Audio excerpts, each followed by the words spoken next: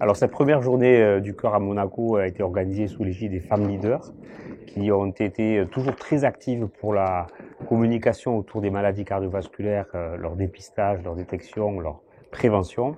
Et pour nous aujourd'hui, l'enjeu c'est de sensibiliser les professionnels, mais surtout le grand public, à l'importance du dépistage des facteurs de risque. Ces facteurs de risque portent bien leur nom. En fait, ce sont des éléments qui augmentent la probabilité que des gens fassent une maladie cardiovasculaire. Alors vous les connaissez, l'hypertension, le diabète, le cholestérol, le fait de fumer, le fait d'être en surcharge pondérale ou de ne pas trop bouger.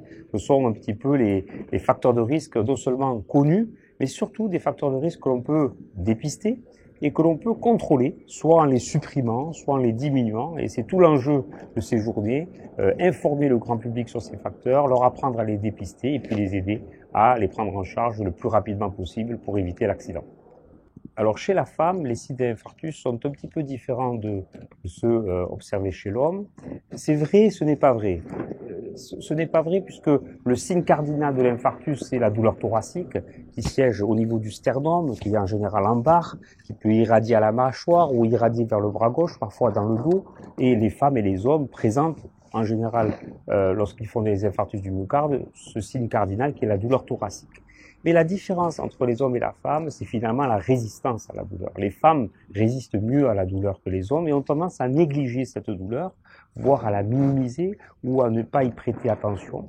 Et donc c'est finalement non seulement la douleur, mais tous les autres signes cardiologiques autour qui alertent ou qui doivent faire alerter l'environnement ou le médecin traitant, c'est-à-dire l'essoufflement, parfois la sensation de malaise, la sensation d'une fatigue qui est jusqu'à présent inconnue, ou la sensation de palpitation, le cœur qui s'accélère ou qui ralentit.